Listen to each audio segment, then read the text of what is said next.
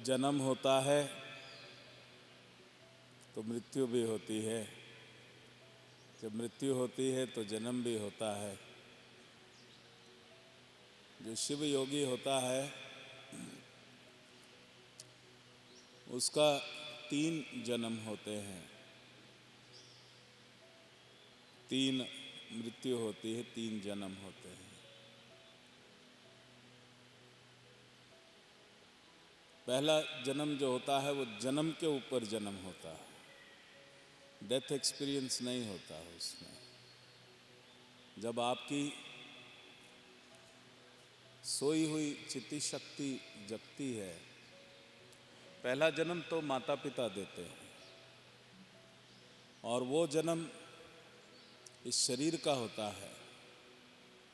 और तुम्हारे जो पिछले संस्कार हैं, जो पिछले कर्म हैं, जो माता के संस्कार, माता के कर्म हैं,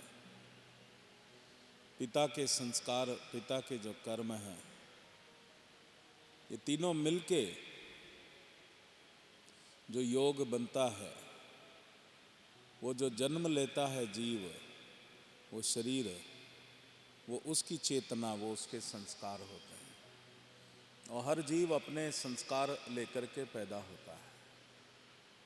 उसके बाद जब वो पुण्य करता है, पिछले जो पुण्य उसने किए होते हैं, तो वो संचित होकर के जब सामने आते हैं तो कोई गुरु उसको मिलता है और वो उसके भीतर वो जो सोई हुई ज्योति है, वो जो सोया हुआ आध्यात्म का दिया है, वो उसको जगा देता है। उसकी चित्ती शक्ति, उसकी कुंडलिनी शक्ति जिस दिन जागृत होती है, उस दिन तुम्हारा दूसरा जन्म होता है।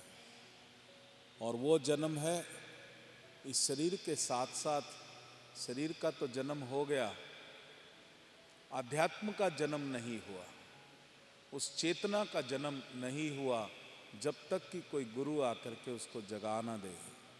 इसलिए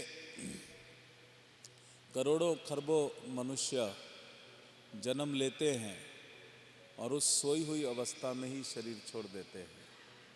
लेकिन जो शिव योगी है, वो जब जन्म लेता है, उसके बाद उसकी जो सोई हुई चित्त शक्ति है, वो भी दोबारा से जन्म लेती है। जब तुमको दीक्षा मिलती है तो वो तुम्हारा दूसरा जन्म हुआ। तो वो सोई हुई शक्तियाँ जागृत होती हैं और उसके पश्चात जो अनुभव होते हैं, शिव योगी को गुरु आकर के मृत्यु का अनुभव आभास देता है। शरीर, क्योंकि वास्तव में जब आखिरी समय आता है तो वो बहुत बड़े एक योग की स्थिति होती है। बड़े ध्यान से, क्योंकि आर्ट ऑफ डाइंग में मैं बताता हूँ, वो एक बहुत बड़े योग की स्थिति होती है। और अगर उस योग की स्थिति का ज्ञान हो जाए तो मनुष्य उस पूरी मूल प्रक्रिया में सिद्धत्व को प्राप्त हो सकता है।